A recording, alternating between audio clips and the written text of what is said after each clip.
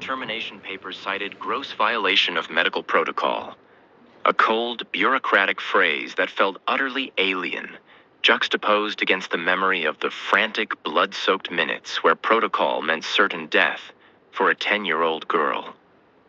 Just hours before, Nurse Matilda Grace had stood at a precipice, the life of a child slipping away under the harsh glare of the emergency room lights, the city's trauma team paralyzed by distance and disaster. In that crucible of chaos, with the rhythmic, failing beep of the heart monitor counting down the seconds, Matilda made a choice fueled by years of honed skill, fierce compassion, and a profound sense of duty that transcended any written rulebook. It was an act of extraordinary courage, a decisive intervention born from expertise and empathy, yet it cost her the career she loved. This is the story of that night, the impossible decision, and the unforeseen consequences that rippled far beyond the sterile walls of a Texas hospital. The late evening shift had been winding down under the oppressive weight of a Texas thunderstorm, the rain lashing against the windows of the city hospital, mirroring the tempest brewing inside Matilda.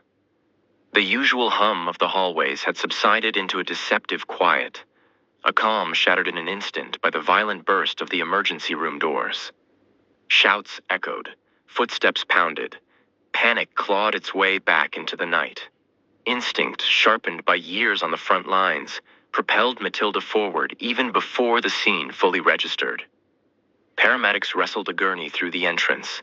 Its small occupant, a girl no older than Matilda's own niece, lost beneath blood-soaked sheets. Her breathing was a fragile thread, almost non-existent. Gunshot wound to the chest, no pulse. The paramedics' words struck like hammer blows. The trauma bay awaited, stark and empty. A major pileup on the interstate had ensnared the city's surgical lifelines, leaving understaffed ER crew, a handful of nurses, one overwhelmed general physician, and wide-eyed techs, facing an impossible situation.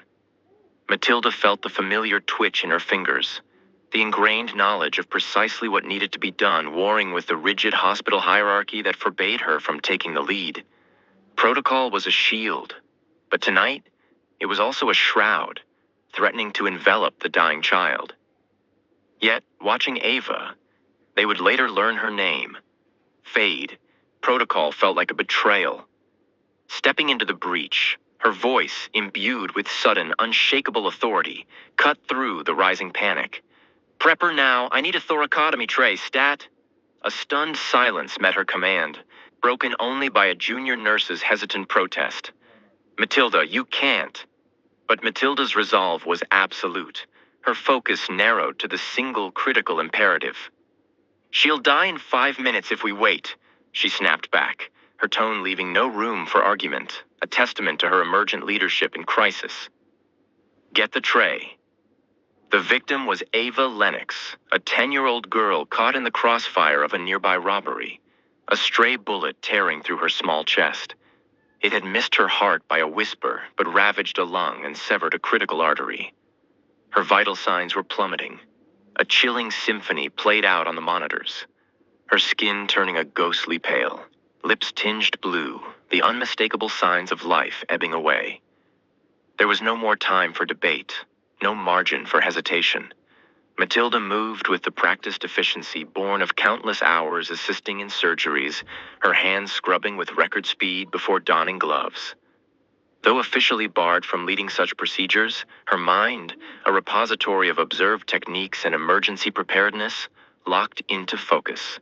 She had watched, learned, and mentally rehearsed for moments exactly like this, embodying a proactive competence that set her apart. With the necessary instruments finally in hand and a trembling assistant at her side, she made the first precise incision. The surrounding chaos of the ER dissolved into a muted background hum. All that existed was the rhythmic, hopeful beep of the monitor, her own steady breathing, and the intricate life-or-death task before her. Her fingers, guided by profound skill and unwavering concentration, worked methodically isolating the damaged tissue, staunching the bleed, meticulously stitching severed vessels. She didn't pause, didn't falter, until the crimson tide receded. Then, after an eternity compressed into minutes, a soft gasp broke the tension, followed by another. Ava's chest began to rise and fall shallow, uneven, but undeniably alive. Just as the fragile rhythm of life returned, the delayed backup team burst in, arriving only in time to take over the stabilization of a patient already pulled back from the brink by Matilda's decisive, unauthorized intervention. Stepping back, drenched in sweat and blood, her legs threatening to buckle, Matilda felt a wave of exhaustion wash over her. Yet she stood firm. The girl would live. A stunned silence descended upon the room, replacing the earlier panic. Faces turned towards her, a mixture of awe, disbelief, and apprehension. Applause or reprimand? For a fleeting moment, no one seemed sure. Matilda, however, felt only the profound relief of having acted, of having chosen life over procedure. The fragile peace, however, was destined to be short-lived. The following morning, the expected storm broke, not outside, but within the sterile confines of the hospital boardroom. Matilda was summoned, finding herself facing the hospital administrator, a man whose stiff demeanor and oversized glasses seemed designed to obscure any hint of empathy, flanked by impassive HR representatives. She recounted the night's events factually, without apology or embellishment, her integrity demanding honesty even in the face of judgment. A heavy silence followed her testimony before the administrator delivered the verdict, his words clipped and devoid of emotion. You violated strict medical protocol. You are hereby terminated. Effective immediately. There were no tears, no protests. Matilda simply stood, surrendered the badge that symbolized her identity and passion, and walked away from the only profession she had ever truly loved. The full weight of her sacrifice, the stark reality of saving a life only to lose her livelihood, didn't fully crash down until she stood alone in her apartment, still wearing the shoes that bore silent witness to her act of defiant compassion. The system had protected itself, valuing policy over the palpable, breathing miracle of Ava's survival. Meanwhile, in a quiet recovery room bathed in the soft, rhythmic glow of monitors, a different kind of vigil was taking place. Charles Lennox, a titan of the tech world accustomed to commanding boardrooms and shaping markets, sat humbled beside the small hospital bed holding his daughter Ava. His usual armor of tailored suits and quiet authority was shed, replaced by rolled sleeves, ruffled hair, and the raw vulnerability of a father terrified of loss.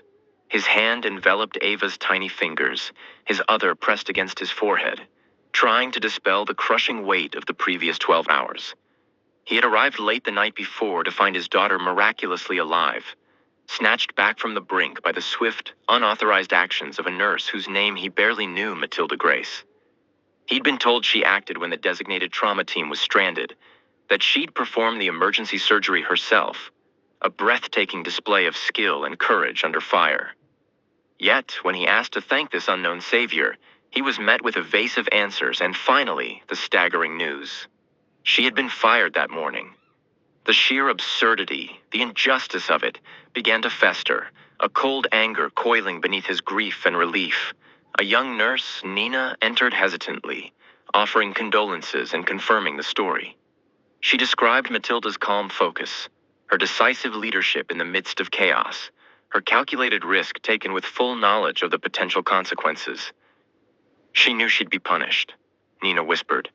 She did it anyway. Charles's simmering anger ignited.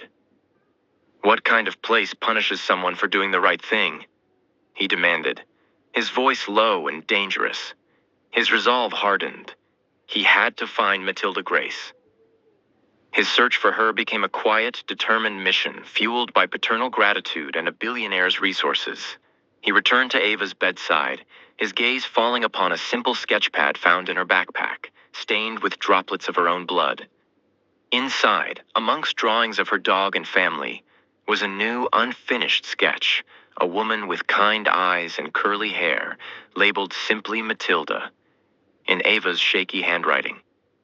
Even in her pain and fading consciousness, the child had remembered her rescuer. This poignant testament solidified Charles's resolve. He marched to the nurse's station, his request for Matilda's file initially rebuffed by protocol. But Charles Lennox was not a man easily deterred. The implied threat of legal action, coupled with an appeal to the head nurse's own sense of right, yielded a single sheet with an old address and phone number. It was enough. As he walked back, overhearing two doctors debating the injustice of Matilda's firing, one condemning the hospital's self-preservation, the other citing the risk she took, his purpose became crystal clear. He wouldn't just thank Matilda Grace. He would champion her, ensuring her courageous act was recognized not as reckless insubordination, but as the pinnacle of heroism. Returning to Ava's room, he found her stirring. "Daddy," she whispered. "I'm here, sweetheart," he choked out. "You're safe." A faint smile touched her lips. "Matilda." He nodded, his voice thick with emotion. "I know. I'm going to find her." In that moment, Charles Lennox vowed to elevate Matilda's story, to make her name synonymous with the bravery the world desperately needed to see. And while Charles Lennox mobilized his resources, Matilda Grace navigated the bleak landscape of unemployment. Days bled into a gray monotony, spent hunched over a laptop in her small Queens apartment, the glow of job boards reflecting her fatigue. Each rejection, each polite decline citing disciplinary action, felt like another blow, chipping away at the resilience that had carried her through the ordeal. 7 years of dedicated service, culminating in a life saved, had evaporated overnight. She was dismissed unceremoniously, an outcast haunted by the choice that defined her integrity but destroyed her career. Just as despair began to set in, her phone buzzed Nina, her former colleague. Hesitantly, Matilda answered. Nina's breathless voice delivered unexpected news. Charles Lennox, Ava's father, was searching for her relentlessly. He wanted to meet, Nina relayed, providing the details of an upscale downtown restaurant. Fear warred with curiosity in Matilda's gut. Why would he want to see her? Nina urged her to go, sensing not anger but profound emotion in the billionaire's quest. With trepidation, Matilda agreed, whispering an okay that felt like stepping onto uncertain ground. The restaurant chosen for the meeting was a world away from Matilda's reality. A private, opulent suite overlooking the city skyline, all gleaming glass and muted gold. It felt intimidatingly luxurious, amplifying her nervousness. Dressed in her carefully chosen navy slacks and blouse, an outfit reflecting her quiet professionalism, she smoothed her palms against her coat before entering the dining area. Charles Lennox rose to greet her, his commanding presence softened by the sight of Ava beside him, bright-eyed and beaming, a living testament to Matilda's actions. The girl's chest was still bandaged beneath her pink cardigan, but her vibrant energy filled the space. Matilda froze, momentarily overwhelmed. "Miss Grace," Charles began, his voice low and filled with an unexpected gentleness. Before she could stammer a reply, he closed the distance, pulling her into a firm, genuine hug that spoke volumes more than words. "You saved my daughter's life," he said, his voice thick with emotion, eyes glistening. "No words could ever thank you enough." Tears pricked Matilda's own eyes. "I just did what I thought was right," she managed, her inherent humility shining through. "You broke the rules," Charles countered with a faint smile. "And thank God you did." Ava then ran forward, throwing her arms around Matilda in an embrace that resonated deeply, connecting the rescuer and the rescued. Holding the child whose heart she had restarted felt profoundly moving. Charles explained how Ava had remembered her, drawn pictures, asked for her constantly, fueling his determination to find her and express his immense gratitude in person. They sat, the untouched food a mere backdrop to the conversation that would alter Matilda's life. Charles, opening a sleek briefcase, acknowledged the injustice she had faced. "I know they fired you, stripped you of everything because you dared to save a child's life." Matilda, ever principled, attempted to rationalize the hospital's position. "They were protecting the hospital. I broke a policy. But Charles cut through the justification. You broke a policy and saved a life. That's the kind of person I want around my daughter, around me. He slid a check across the table, $20 million, payable to Matilda Grace. She stared, disbelief warring with the stark reality printed on the paper. I can't accept this, she whispered, overwhelmed. Yes, you can. Charles insisted gently but firmly. He then leaned forward, revealing his true intention. But it's not just a gift. It's a beginning. I want you to join my private medical team. No boards, no politics. Build it with me. Name your title. Name your salary. It's yours. He saw beyond the rule breaker. He saw her core qualities, the courage, the instinct, the decisiveness that couldn't be taught. Why me? She asked, still reeling. Because you made a decision most people wouldn't. You didn't freeze. You didn't wait. You acted. Tears blurred Matilda's vision as she looked from the check to Ava, now happily coloring on a napkin. The memory of the cold rejection emails contrasted sharply with this staggering opportunity, this validation of her actions. The choice, once fraught with consequence, now felt clear. Yes, she whispered, the word carrying the weight of acceptance and a new beginning. Yes, I'll do it. Charles exhaled in relief, extending his hand again, which she took with newfound confidence. I hope you're ready, he smiled, because this is only the beginning. Their conversation flowed for over an hour, shifting from gratitude to vision. Charles didn't just offer a job, he offered a partnership, asking for Matilda's ideas on shaping the new medical team. Years of suppressed dreams and innovative thoughts about patient-centered trauma care, mobile emergency units, and better training programs poured out of her, finding a receptive and enthusiastic audience in Lennox. He listened intently, recognizing the depth of her experience and the clarity of her vision. As the afternoon sun finally pierced the lingering clouds, casting long shadows across the city, Matilda felt a profound internal shift. The identity of the dismissed, overlooked nurse dissolved, replaced by the image of a leader, an innovator, a quiet hero, ready to embrace a future far larger than she had ever dared to imagine. It was a transformation sparked by one critical decision, one life saved, now poised to impact countless others. The story, however, refused to remain confined to private dining rooms or hospital corridors. Like the receding storm giving way to sunlight, the narrative of Matilda's bravery and subsequent dismissal broke through the initial whispers and erupted into a national conversation. Fueled by social media and amplified by news outlets, the tale of the nurse who defied protocol to save a child, only to be punished for her heroism, resonated deeply across the country. Hashtags like #JusticeForMatilda and #Nurses trended furiously, becoming digital rallying cries. The public was captivated, outraged by the perceived injustice and inspired by Matilda's courage. It tapped into a widespread frustration with bureaucratic systems that often seem to prioritize rules over human life, sparking debates on ethics, responsibility, and the true meaning of care. News channels flashed breaking headlines, morning shows hosted heated discussions, and investigative journalists probed the hospital's decision, exposing the complex interplay between liability and morality in modern healthcare. Matilda, unintentionally, became the face of this movement, a reluctant symbol of defiance against rigid systems. Thrust into an unexpected spotlight, Matilda navigated the ensuing media whirlwind with remarkable grace and humility. Facing cameras and microphones, she consistently deflected personal praise, redirecting the focus towards Ava's recovery and the systemic issues her case highlighted. In a widely televised interview, seated beside a recovering Ava, Matilda articulated her stance with quiet conviction. I wasn't thinking about rules, she stated, her voice steady, resonating with countless healthcare workers. I was thinking about saving a life.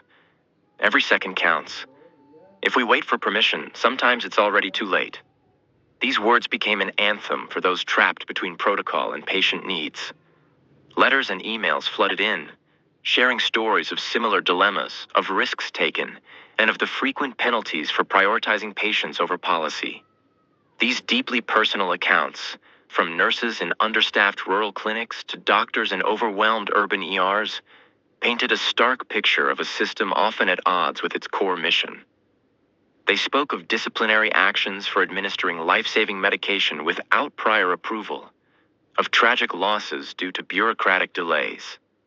Each story reinforced Matilda's resolve. Her experience was not an isolated incident, but a symptom of a larger problem. This groundswell of shared experience transformed her personal struggle into a collective cause. Recognizing the potent platform she now possessed, Matilda, with the substantial backing and strategic partnership of Charles Lennox, channeled her experience into tangible action. She refused to be merely a symbol. She chose to be an agent of change. Together, they established the Grace Foundation for Medical Courage, a nonprofit organization with a clear, powerful mission: to protect, support, and empower healthcare professionals who face retaliation for ethical, patient-first decisions made under pressure.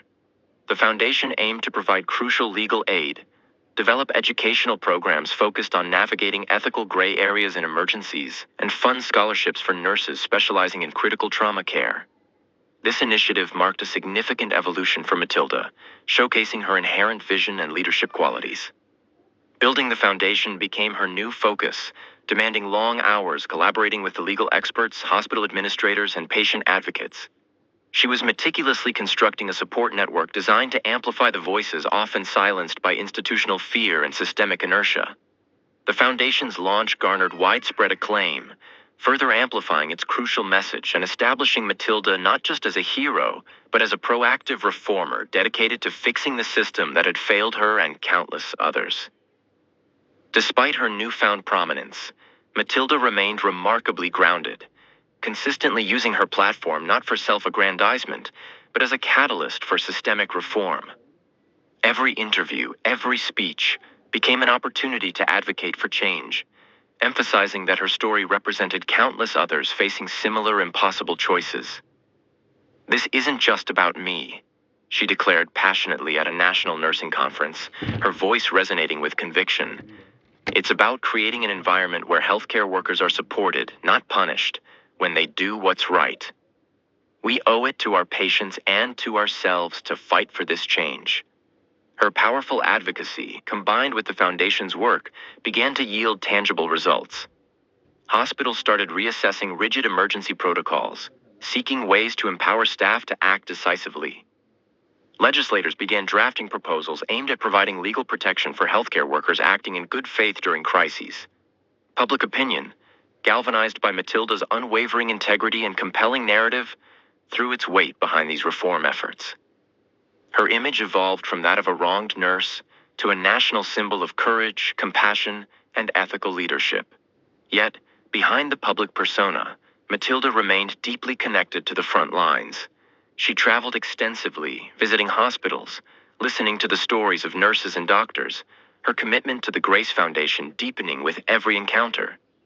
The foundation expanded its reach, launching training programs and support systems, ensuring its impact was felt directly by those it sought to serve. The letters continued to arrive, testaments to the ripple effect of her single act of bravery. Stories of newfound courage to speak out, of policy changes inspired by her example.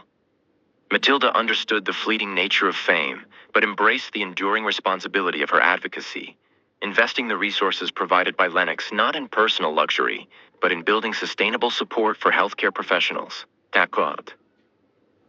Then, just 7 days after her story first broke, amidst the whirlwind of media attention and foundation work, a formal white envelope arrived at her modest apartment.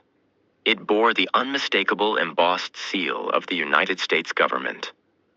Inside, an official invitation summoned Matilda Grace to the White House for a meeting with the president, recognizing her extraordinary courage and dedication. The summons felt surreal, a stark contrast to the rejection and uncertainty she had faced mere weeks before. The journey from dismissed nurse to presidential guest was dizzying. Choosing a simple professional navy suit the color of steady resolve, she prepared herself not for a celebration, but for another opportunity to advocate for the principles she embodied. The cab ride through Washington, D.C., the walk through the hallowed, portrait-lined corridors of the White House, the arrival at the iconic Oval Office, each step felt momentous, steeped in history. Entering the room, she found the president waiting, his expression conveying respect and admiration. He spoke of her bravery, not just in the ER, but in her subsequent fight for systemic change, acknowledging her as an inspiration. Their conversation wasn't just ceremonial. It was a substantive discussion about healthcare reform, about empowering frontline workers, about ensuring that compassion and courage were valued within the system. Matilda spoke clearly, passionately, leveraging this unparalleled platform to further the mission of the Grace Foundation. Leaving the White House, Matilda felt not just validated, but profoundly empowered. Her journey, born from a moment of crisis and ethical conviction, had brought her to the highest office in the land, transforming her personal ordeal into a national movement for change. The path ahead remained challenging, but she walked it now not as a lone individual, but as a recognized leader. Her resolve strengthened, her voice amplified, ready to continue the fight for a more just and compassionate healthcare system. When her termination papers cited gross violation of medical protocol, a cold, bureaucratic phrase that felt utterly alien, juxtaposed against the memory of the frantic, blood-soaked minutes where protocol meant certain death for a 10-year-old girl. Just hours before, Nurse Matilda Grace had stood at a precipice, the life of a child slipping away under the harsh glare of the emergency room lights. The city's trauma team paralyzed by distance and disaster. The air crackled with tension, thick with the metallic scent of blood and the acrid smell of antiseptic.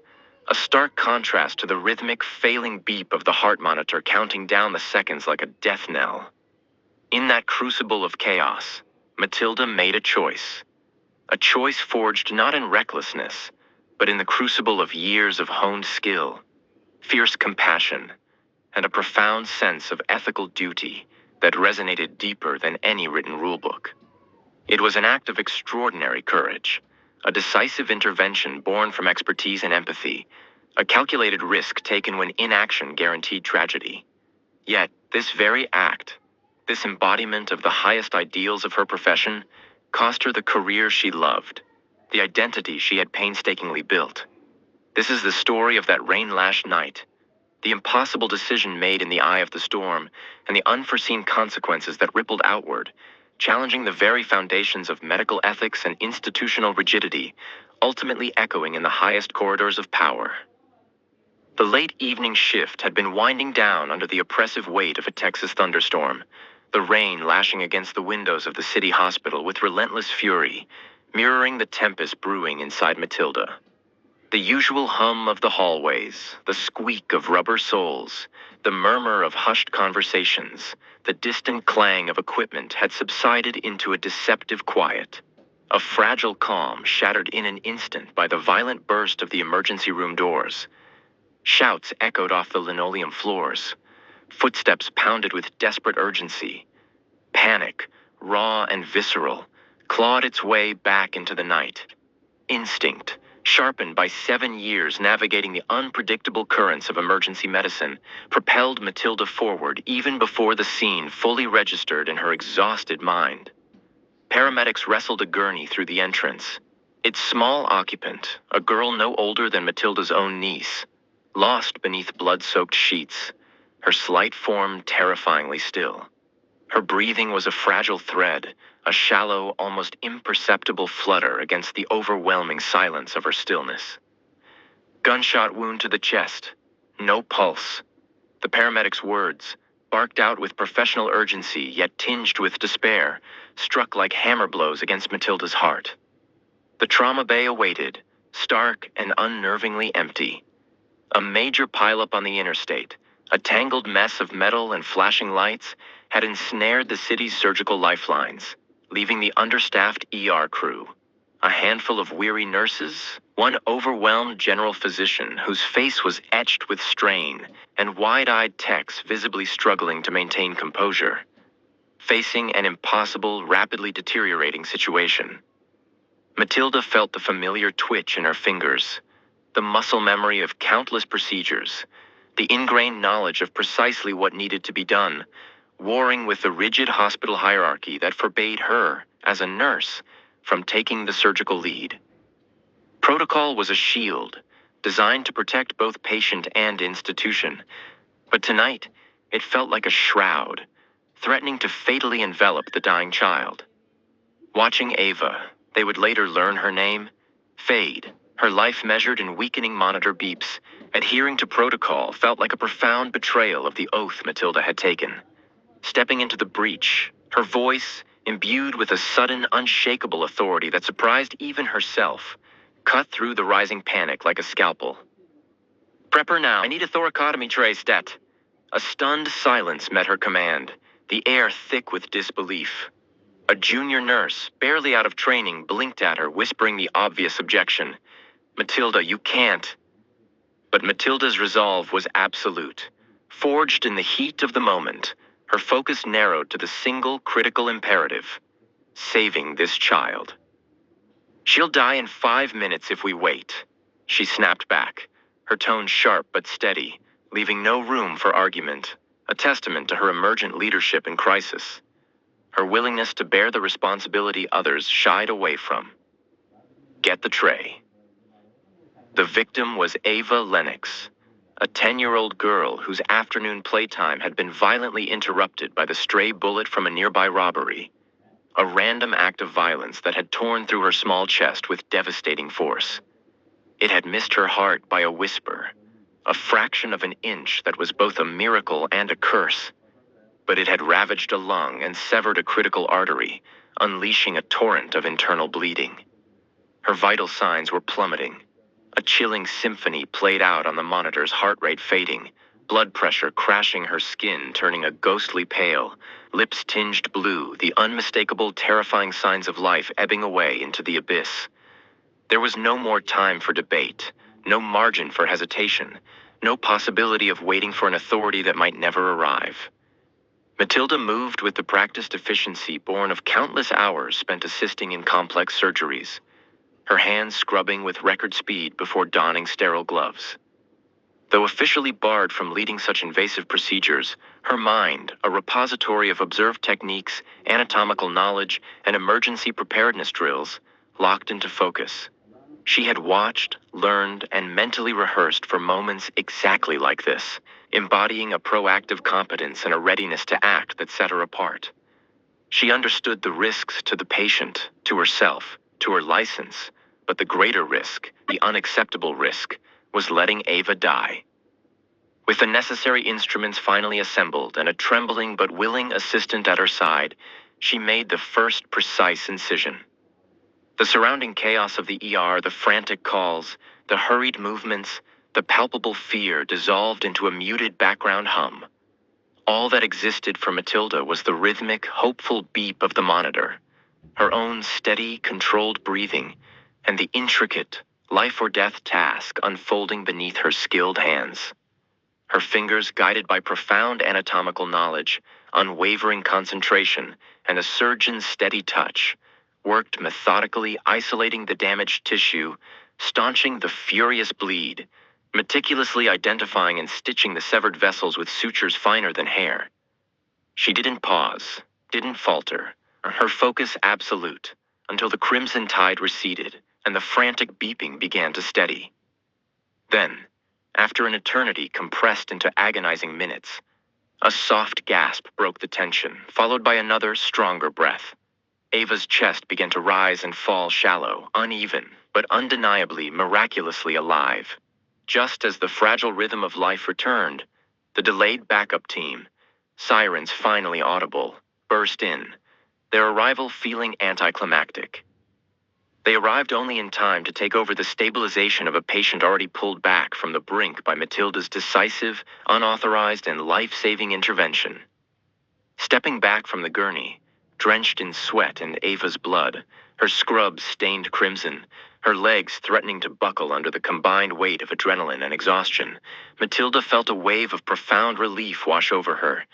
Yet she stood firm, her posture reflecting the gravity of her actions. The girl would live.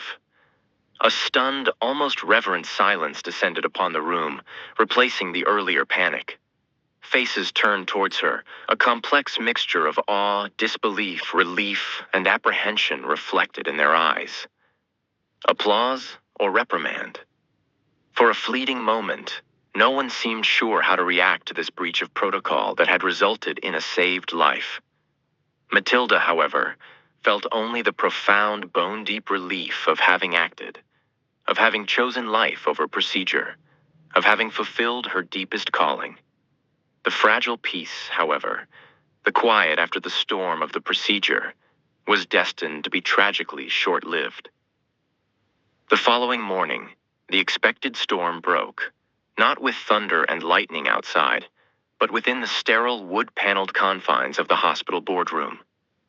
Matilda was summoned, walking down the hushed corridor feeling a sense of foreboding that chilled her, despite the lingering warmth of having saved Ava. She found herself facing the hospital administrator, a man whose stiff demeanor, meticulously knotted tie, and oversized glasses seemed designed to obscure any hint of empathy or understanding, flanked by impassive HR representatives clutching manila folders like shields. The atmosphere was thick with unspoken judgment. They asked her to recount the night's events, and she did so factually, her voice steady, detailing the critical timeline, the lack of available surgeons, Ava's deteriorating condition, and her own calculated decision to intervene. She offered no apology, no embellishment, her innate integrity demanding honesty even in the face of certain condemnation. A heavy, suffocating silence followed her testimony, before the administrator delivered the verdict, his words clipped and devoid of emotion, each syllable landing like a blow. You violated strict medical protocol, Nurse Grace. Your actions, while resulting in a positive outcome in this instance, represent an unacceptable level of risk and insubordination. You are hereby terminated. Effective immediately. There were no tears, no futile protests. A strange numbness enveloped Matilda. She simply stood, surrendered the plastic ID badge that symbolized 7 years of dedication, passion, and sacrifice, and walked away from the only profession she had ever truly loved.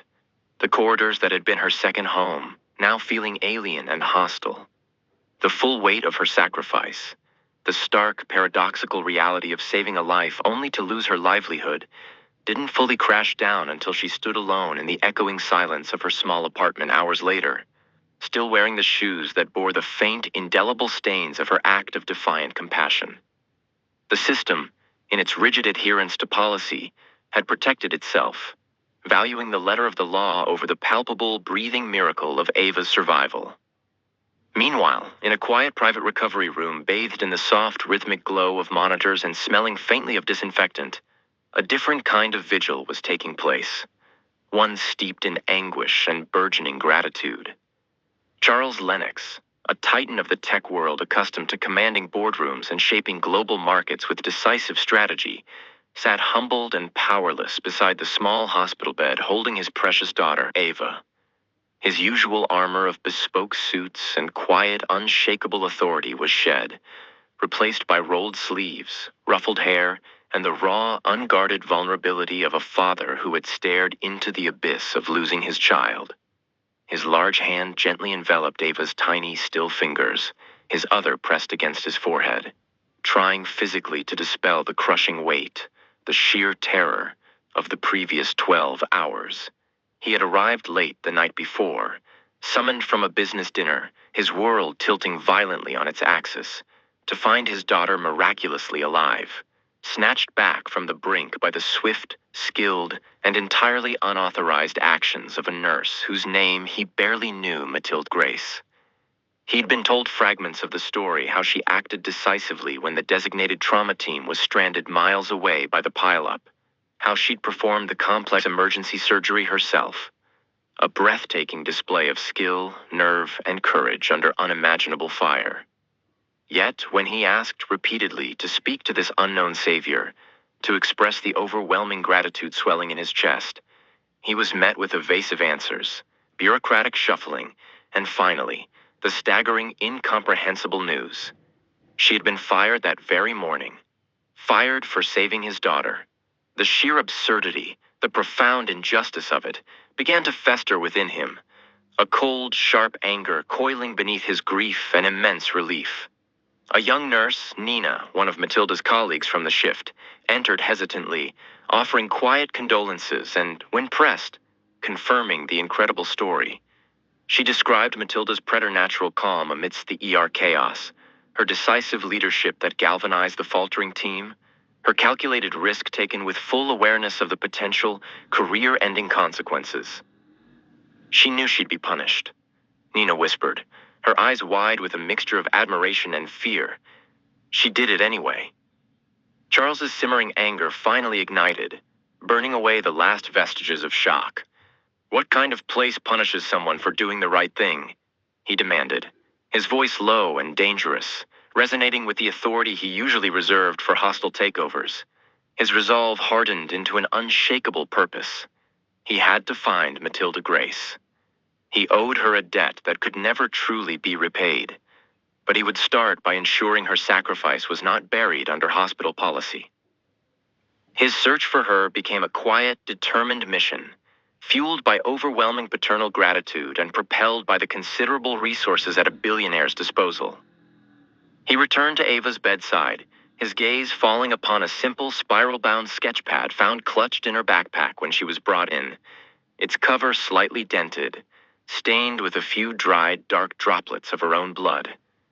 Inside, amongst innocent drawings of her beloved dog, a smiling cupcake, and a lopsided cartoon of him holding her hand, was a new, unfinished sketch, a woman with kind, observant eyes and a halo of curly hair, labeled simply Matilda, in Ava's shaky, childlike print. Even in her pain and fading consciousness, the child had instinctively recognized and remembered her rescuer. This poignant, innocent testament solidified Charles's already fierce resolve. He marched purposefully to the main nurse's station, his imposing presence silencing the usual chatter. His direct request for Matilda's personnel file was initially rebuffed by a flustered head nurse citing privacy regulations and hospital policy. But Charles Lennox was not a man easily deterred by bureaucratic obstacles. The implied, immediate threat of legal action via a rapidly procured subpoena, coupled with a direct appeal to the head nurse's own conscience. "You can do the right thing, like she did," yielded a single reluctantly printed sheet with an old address and a disconnected phone number. It wasn't much, but for a man like Charles, it was enough. As he walked back towards Ava's room, his path intersected with two doctors whispering near the vending machine, their hushed tones carrying clearly in the quiet hallway. "Ridiculous. Firing her," one lamented. "She should be getting a damn medal. Hospital's just trying to protect itself from a lawsuit." The other countered, voicing the administration's likely rationale. "She cut into a child's chest without orders. If the girl had died, they'd be ruined. She didn't die," the first doctor snapped back, his voice sharp with indignation. "Because of her." Charles slowed his pace just enough to let their words sink in, confirming the narrative of institutional self-preservation overriding basic human decency. His purpose became diamond sharp, crystal clear. He wouldn't just find and thank Matilda Grace. He would champion her, elevate her story, ensuring her courageous life-saving act was recognized not as reckless insubordination, but as the very pinnacle of heroism and ethical commitment. Returning to Ava's room, he found her stirring, her eyelids fluttering open. "Daddy," she whispered, her voice small but clear. "I'm here, sweetheart," he choked out, leaning close, his own voice thick with unshed tears. "You're safe now." A faint, trusting smile touched her lips. "Matilda," she murmured, her memory holding on to the name. He nodded, stroking her hair gently. "I know, baby. I know. I'm going to find her." In that moment, beside his recovering child, Charles Lennox made a silent, solemn vow, not just as a grateful father, but as a man who had witnessed true bravery and recognized its profound value. He would find Matilda Grace, and when he did, the whole world would know her name and understand the depth of her sacrifice and the strength of her character. While Charles Lennox mobilized his formidable resources, Matilda Grace navigated the bleak, soul-crushing landscape of sudden unemployment. Days bled into a gray, featureless monotony, spent hunched over a second-hand laptop in her small, sparsely furnished Queens apartment, the relentless glow of online job boards reflecting the fatigue in her eyes. The city outside hummed with life, a stark contrast to the silence and stagnation within her four walls. Each rejection email, each polite, automated decline, often citing a history of disciplinary action, felt like another blow, chipping away at the resilience that had carried her through the initial shock of the ordeal. 7 years of dedicated, passionate service, culminating in the ultimate validation of saving a life, had seemingly evaporated overnight, leaving behind a void filled with uncertainty and a gnawing sense of injustice. She had been dismissed unceremoniously, escorted out like a common criminal, an outcast haunted by the impossible choice that had defined her integrity, but simultaneously destroyed her career prospects within the conventional healthcare system.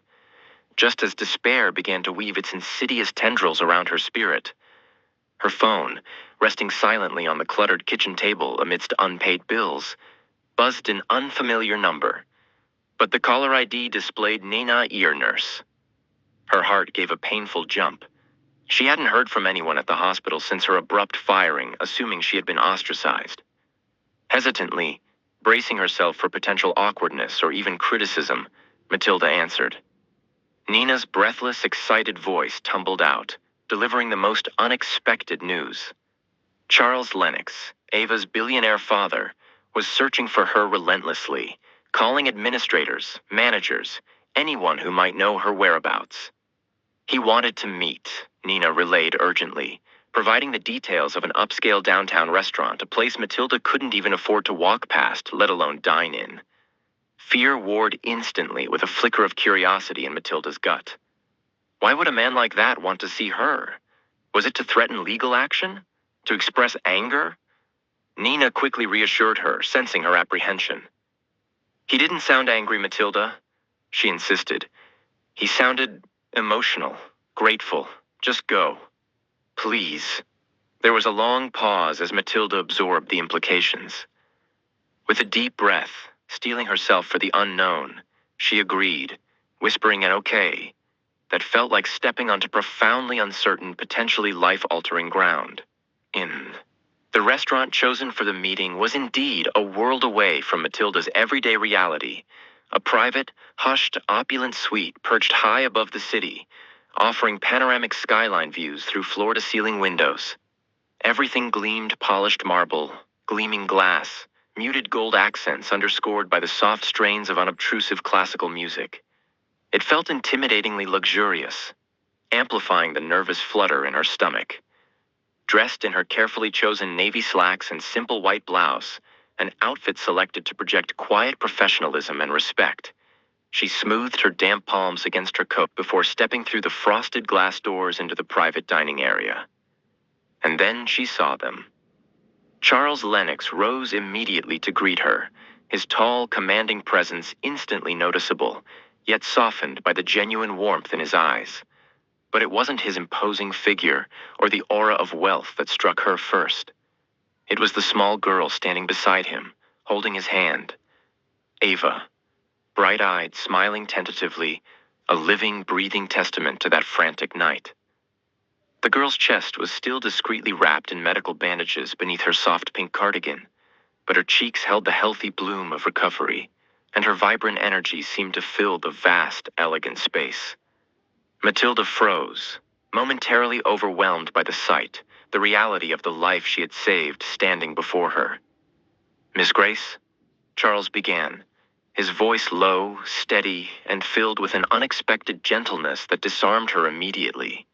Before she could stammer a reply, finding her voice lost somewhere between shock and relief, he closed the distance between them, surprising her by pulling her into a firm, genuine hug.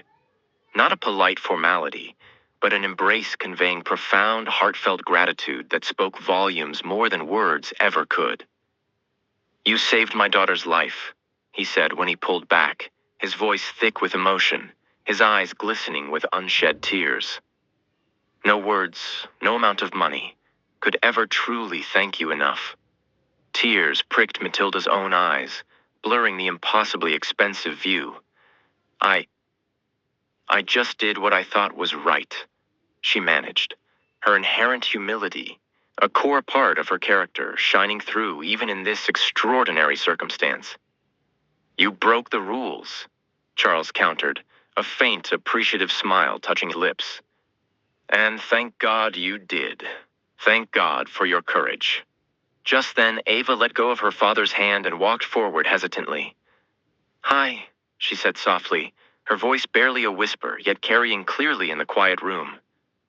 Matilda instinctively knelt, bringing herself down to the child's level, holding out a hand. Hi there, sweetheart. It's so good to see you looking so well. Instead of taking her hand, Ava threw her small arms around Matilda's neck in a spontaneous, trusting embrace that resonated deep within Matilda's soul, connecting the rescuer and the rescued in a powerful, unspoken bond. Holding the child whose fragile heart she had literally held and restarted felt profoundly moving, a visceral affirmation of her actions. She drew pictures of you, Charles said quietly, watching the interaction with moist eyes. Even when she couldn't speak much yet, she remembered your name. She asked about you every single hour. And when I finally found out what happened, what they did to you, his voice faltered, a flicker of the earlier anger returning. I made some calls. I asked questions, demanded answers. But I couldn't find you until Nina helped today. I needed this to be in person. They sat down together at the large, formally set table, the three of them forming an unlikely island in the sea of luxury. Attentive waitstaff moved silently, almost invisibly, in and out of the room, delivering warm artisanal rolls, sparkling water, and fresh juice for Ava, but the food remained largely untouched. The conversation, raw and real, was the only thing that mattered. I know what they did to you, Charles said, his tone hardening slightly as he opened a sleek black leather briefcase beside his chair. I know they fired you, that they stripped you of everything, your job, your reputation, your peace of mind, because you dared to save a child's life when the system failed. Matilda, ever principled, perhaps conditioned by years within that system, attempted to rationalize the hospital's position, a defense mechanism kicking in. They were protecting the hospital's interests. I did break a policy. But Charles cut through the justification with gentle impatience. You broke a policy and saved a life, Matilda.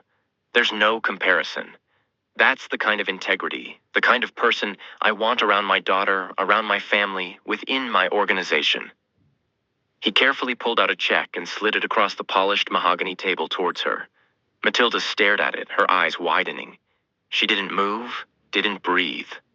$20 million. Her name, Matilda Grace, was clearly printed on the payee line.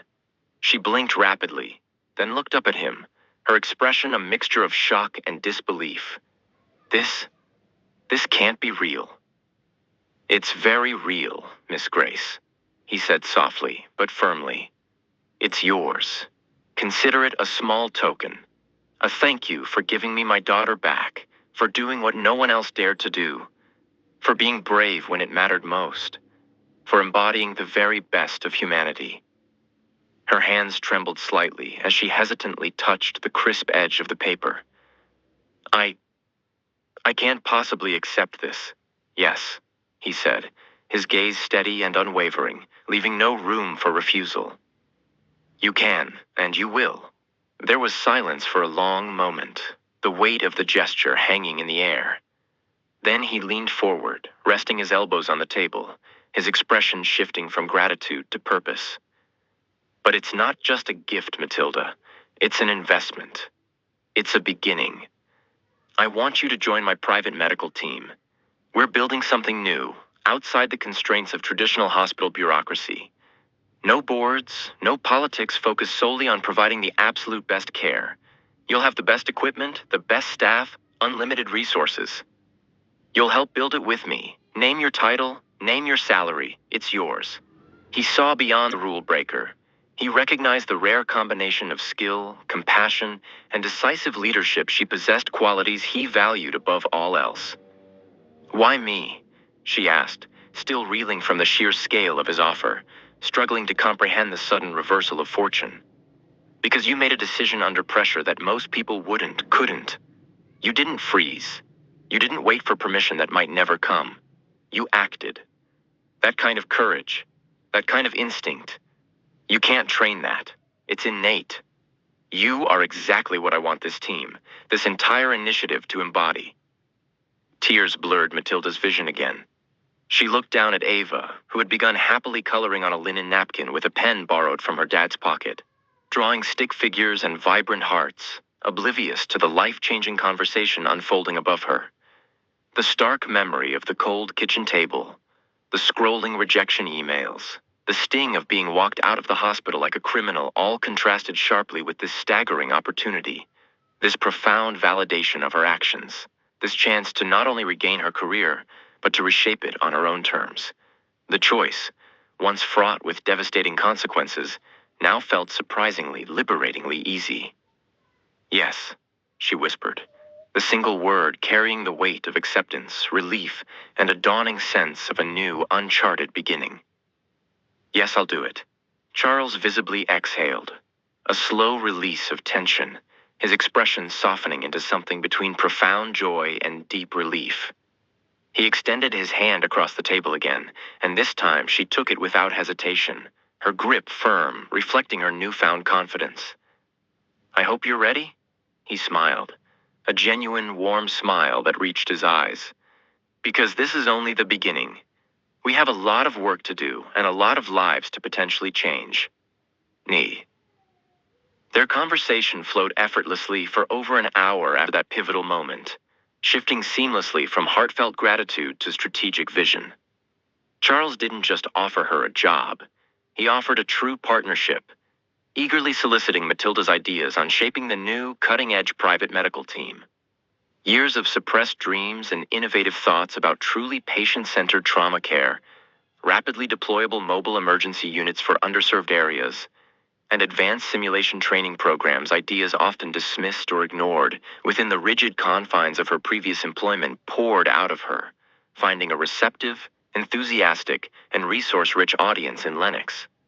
He listened intently, asking insightful questions, recognizing not just her clinical skills, but the depth of her experience and the clarity of her forward-thinking vision for a better model of healthcare delivery. As the afternoon sun finally pierced the lingering clouds, casting long golden shafts of light across the city skyline visible through the panoramic windows, Matilda felt a profound internal shift, a tectonic realignment of her self-perception. The identity of the dismissed, overlooked, rule-breaking nurse dissolved, replaced by the emerging image of a leader, an innovator, a quiet but determined hero, ready to embrace a future far larger, far more impactful than she had ever dared to imagine just days before. It was a remarkable transformation sparked by one critical, life-altering decision made in the crucible of an emergency. One life saved, now poised to impact countless others through the powerful synergy of her expertise and his resources. The story, however, possessed a momentum of its own, refusing to remain confined to private dining rooms, hospital corridors, or even the internal memos of the Lennox Corporation. Like the receding storm giving way to unexpected sunlight, the compelling narrative of Matilda's bravery and subsequent unjust dismissal broke through the initial dam of hushed whispers and erupted into a full-blown national conversation. Fueled by the viral nature of social media and amplified exponentially by traditional news outlets recognizing a story with immense human interest, the tale of the dedicated nurse who defied protocol to save a child, only to be summarily punished for her heroism, resonated deeply and immediately across the country. Hashtags like #JusticeForMatilda, #Nurses and #ProtocolPatient trended furiously on Twitter, Instagram, and Facebook, becoming digital rallying cries for fairness and compassion in healthcare. Posts celebrating her courage and condemning the hospital's seemingly callous decision flooded timelines shared by ordinary citizens, celebrities, and fellow healthcare workers alike. The public was captivated, not only by the dramatic specifics of Matilda's case, but also by the broader ethical questions it raised. People were outraged by the perceived injustice, the chilling example of a system prioritizing liability avoidance over human life, and simultaneously inspired by Matilda's quiet courage and unwavering ethical compass. It tapped into a widespread, often unspoken frustration with bureaucratic systems in healthcare and beyond, that frequently seemed to prioritize rigid rules and self-preservation over common sense, empathy, and the urgent needs of individuals. Major news channels flashed breaking headlines across television screens, newspaper front pages splashed her story above the fold, and online news portals featured in-depth analyses. Morning talk shows hosted heated discussions, inviting medical ethicists, hospital administrators, often defending similar policies, and patient advocates to debate the complex issues at play. Investigative journalists probed the hospital's decision-making process, exposing the internal pressures and potential legal considerations that likely influence the outcome, highlighting the cracks in a system that sometimes prioritizes rules over people. Matilda, unintentionally and somewhat uncomfortably, became the human face of this complex, emotionally charged movement, a reluctant symbol of defiance against rigid systems and a beacon for patient-centered care. Thrust into an unexpected and often overwhelming spotlight, Matilda navigated the ensuing media whirlwind with remarkable grace, composure, and unwavering humility. Facing relentless banks of cameras and microphones, fielding questions that ranged from probing to personal, she consistently deflected individual praise, skillfully redirecting the focus towards Ava's ongoing recovery and, more importantly, the critical systemic issues her case had inadvertently brought to light. In a widely televised national interview, seated beside a recovering but visibly thriving Ava, whose presence served as a powerful, silent testament to Matilda's actions, Matilda articulated her stance with a quiet conviction that resonated deeply with viewers. "I wasn't thinking about rules or consequences in that moment," she stated calmly, her voice steady, her gaze direct, meeting the camera without flinching. "I was thinking only about saving a life. Every second counts in those situations. If we wait for permission, if we hesitate because of policy, sometimes it's already too late." These simple, honest words became an anthem, a rallying cry for countless healthcare workers across the nation who had wrestled with similar agonizing dilemmas in their own careers. Letters, emails, and social media messages flooded in, sharing deeply personal stories of similar ethical crossroads, of risks taken for patients, and distressingly often of the subsequent penalties, reprimands, or even dismissals for prioritizing patient well-being over strict adherence to policy. These poignant accounts, pouring in from nurses in understaffed rural clinics, paramedics on chaotic city streets, and doctors in overwhelmed urban ERs, painted a stark, collective picture of a healthcare system frequently at odds with its own core mission of healing and compassion. They spoke of disciplinary actions for administering life-saving medication without prior, time-consuming approval, of tragic preventable losses due to bureaucratic delays and inflexible protocols. Each story served as a painful affirmation of Matilda's experience, reinforcing her growing resolve. Her situation was not an isolated incident, but a potent symptom of a larger systemic problem demanding urgent attention. This groundswell of shared experience, this collective outpouring of frustration and validation, organically transformed her personal struggle into a powerful, nationwide collective cause. Recognizing the potent, albeit unsought, platform she now possessed, Matilda, fortified by the substantial financial backing and unwavering strategic partnership of Charles Lennox, consciously chose to channel her traumatic experience into tangible, constructive action. She refused to be merely a passive symbol or a celebrated victim. She resolved to become an active agent of meaningful change. Together, leveraging his business acumen and her frontline medical expertise, they swiftly established the Grace Foundation for Medical Courage, a nonprofit organization with a clear, powerful, and timely mission: to protect, support, legally defend, and ultimately empower healthcare professionals who, like Matilda, face retaliation or punishment for making ethical, patient-first decisions under extreme pressure. The foundation aimed to provide crucial pro bono legal aid, develop practical educational programs focused on navigating complex ethical gray areas in emergency situations, advocate for policy reform at institutional and legislative levels, and fund scholarships for nurses and other providers seeking specialized training in critical trauma care. This bold initiative marked a significant evolution for Matilda, showcasing her inherent vision, quiet determination, and previously untapped leadership qualities.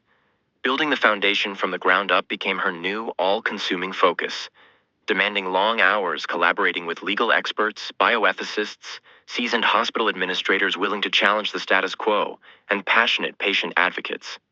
She was meticulously constructing a robust support network, a safety net designed to amplify the voices often silenced by institutional fear, hierarchical pressure, and systemic inertia.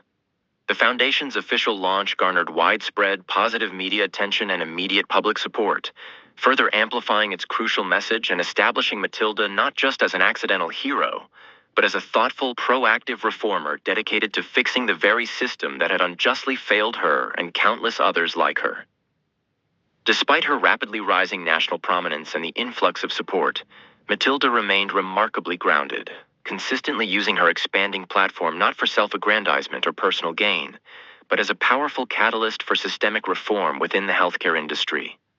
Every interview she granted, every speech she delivered, became a carefully considered opportunity to advocate for meaningful change, emphasizing that her own story, while dramatic, represented countless other dedicated professionals facing similar impossible choices daily, often in silence and fear.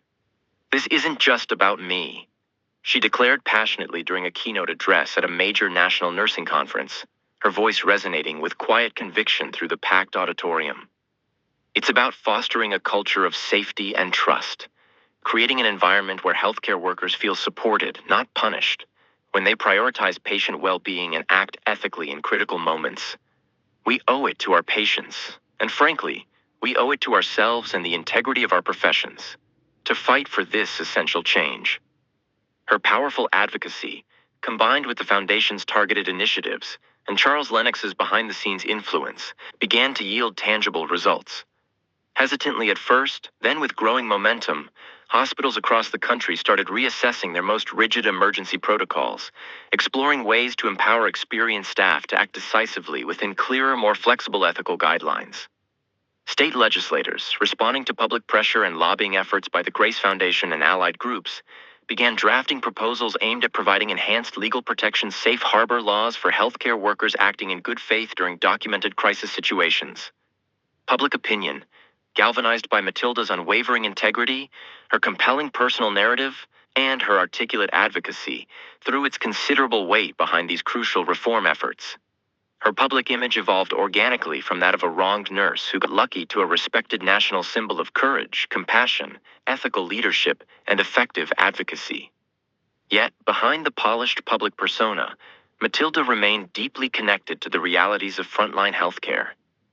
Whenever possible, she traveled extensively, visiting hospitals and clinics, deliberately seeking out nurses, doctors, and paramedics, listening intently to their stories, their struggles, and their ideas for improvement.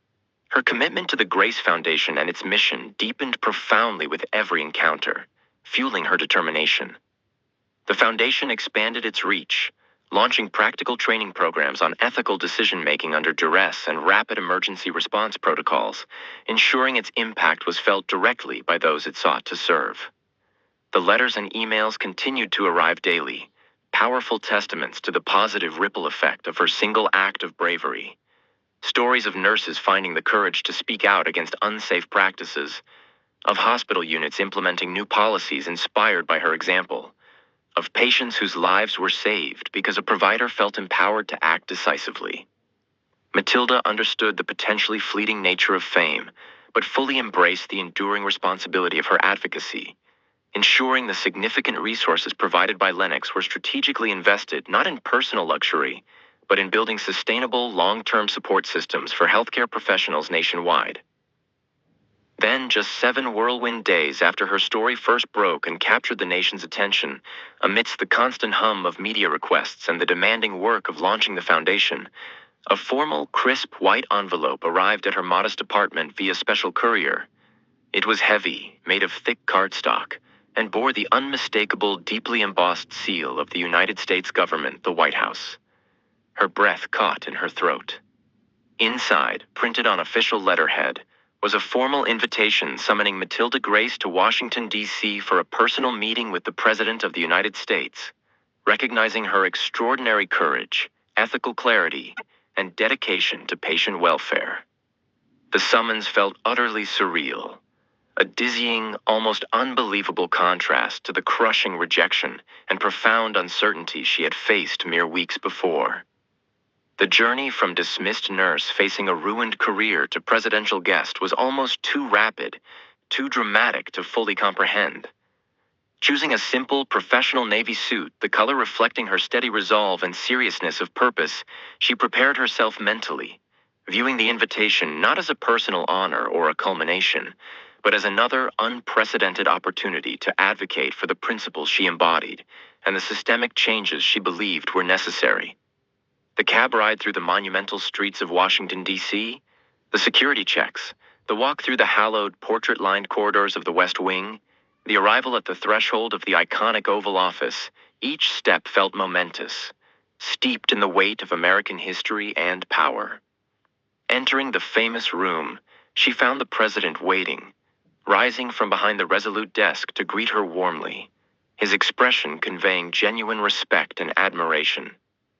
He spoke eloquently of her bravery, acknowledging not just her life-saving actions in the emergency room, but also her subsequent principled fight for systemic change, calling her an inspiration to the nation. Their conversation, however, wasn't merely ceremonial. It evolved into a substantive discussion about the challenges facing frontline healthcare workers, the need for sensible healthcare reform, the importance of empowering professionals to exercise ethical judgment, and the critical role of ensuring that compassion and courage were valued, not penalized, within the healthcare system. Matilda, seizing the moment, spoke clearly, passionately, and knowledgeably, leveraging this unparalleled platform to further the mission of the Grace Foundation and advocate for concrete policy changes. Leaving the White House later that day, stepping back out into bright sunshine, Matilda felt not just validated, but profoundly empowered and deeply purposeful.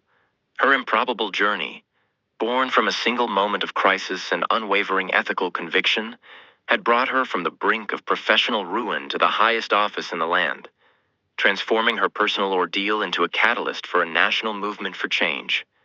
The path ahead remained challenging, strewn with obstacles and resistance. But she walked it now, not as a lone, dismissed individual, but as a recognized, respected leader, her resolve strengthened, her voice amplified, ready to continue the fight for a more just, more humane, and more compassionate healthcare system for all.